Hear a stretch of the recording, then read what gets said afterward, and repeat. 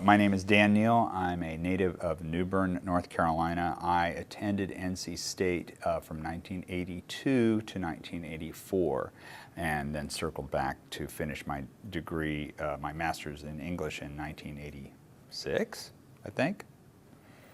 The official job title is I'm the automotive critic for the Wall Street Journal, and before that I was the automotive critic for the Los Angeles Times. So that's one thing I do. The newspaper work is continuing apace. I also do a TV show with a comedian named Adam Carolla and two other cast members, John Sally and Matt Farah, called The Car Show. Everybody knows America's love affair with cars, blah, blah, blah, but why? And so when I started to think about the sociology of cars, it started to become really, really more and more interesting. So that's how I got into it, and kind of how I sort of justified it as somebody who had aspirations higher than just being a car schlepper. And I was also having a lot of fun, traveling the world and driving fast cars. There's a cat in the English department. His name is Dr. Michael Grimwood. And now when I got to NC State in the graduate school, I was a singularly unpromising candidate. And Grimwood, and I still don't know why. I don't know why he did this. He was in charge of the graduate school, graduate teaching program. He would get to school early on Mondays. And every Monday for, 15 weeks, he would sit next to me, elbow to elbow, and he taught me grammar and from the ground up. I mean, I got to NC State and I didn't know. I could barely identify a noun and a verb. And he taught me, he gave me the tools to be a writer. Every Monday he was there in the most, this guy had other things to do, really important things to do. He was trying to get tenure, he was writing his own book, he had a bunch of, unruly graduate students to deal with, and he took that time to teach me how to write. For that I will always be grateful. Well, I was the valedictorian at Schwab Welding School, which I thought was, I'm very proud of that. I won a Pulitzer Prize in 2004. Winning a Pulitzer Prize does change your life. It is always and forever the prefix to your name, Pulitzer Prize winning Dan Neal, right? And there's no question about it that, I'm a hot writer, great. There are so many people in journalism who deserve it more than I do, who have toiled in obscurity for decades, that there is a little bit of winner's guilt involved in having a Pulitzer. And also you find yourself being mentioned in some, Norman Mailer and Schlesinger and Neal. Yeah, that sounds right. That sounds right. So there's this kind of a ridiculousness to being, elevated. But it was very nice, and I'm hugely honored, and it's always been fun to be called. And I won, the other thing that was kind of aggravating about it, I won a lot of other awards, right? But nobody cares about those. Nobody cares. I won the National Headliner Award this year, but I might as well have just, it's like getting, a deal on Groupon.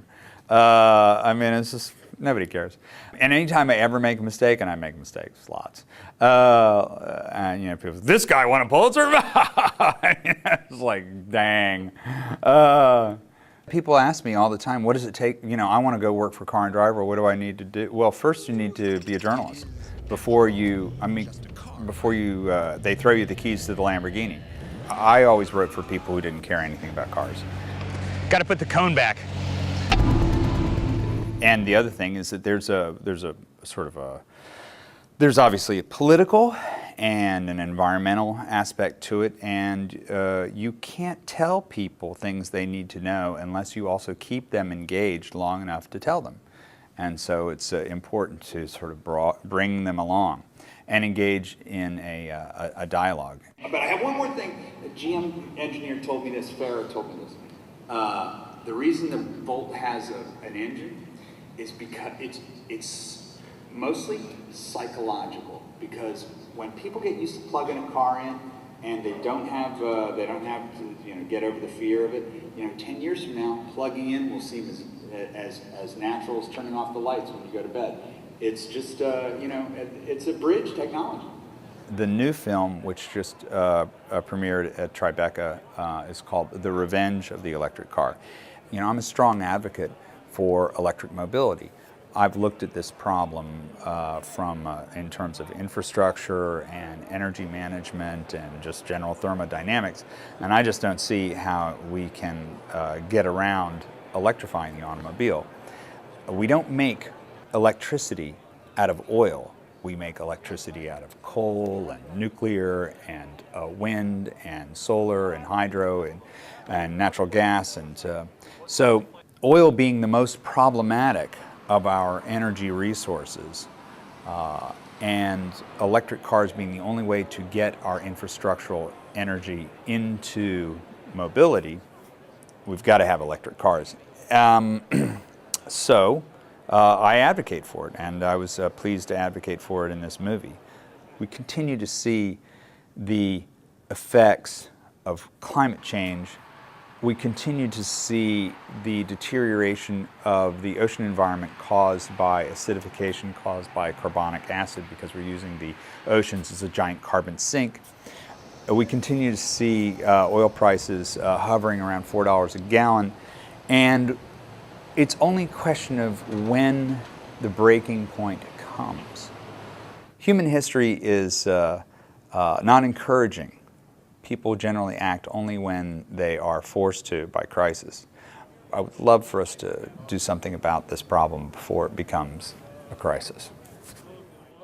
I just finished a book. It's called The Impossible Collection, The Greatest Cars of the 20th Century. It's going to be a very heavy and expensive book. My guess is that it probably will weigh in around 20 pounds. These are not coffee table books. These are books that are coffee tables. And so I'm looking forward to hefting them around. First of all, there's the Prairie Home Companion spoof of English majors, right? Have you ever, what I'm talking about, where, it's the English majors, working at McDonald's and stuff like that. But the fact is that corporate America is desperate for people who are effective communicators. But if you are a writer, if you are a provider of content, as they say in the age of the internet, if you have a distinctive, valuable commodity, intellectual commodity, you can sell it, you can make a handsome living off it, and you can be assured that no one else will take that away from you. Now, the downside is that it's always piecework. It's always you get up and you face the same blank page every day. The upside is that you face the same blank page every day. And every day is a chance at redemption. Every day is a chance to do it better. Every day is a chance to make yourself laugh as you write. It's a wonderful way to make a living. And the overhead's so low. The truth is, I didn't appreciate NC State when I was here. 30 years hence, I look at this place and I see, the shining city on a hill. It's a great university. It has come so far. It's hugely respected around the world, and I know because I've been around the world. It is a great place to go to school. It's a great place, I'm sure, to teach, and I'm proud to be associated with it.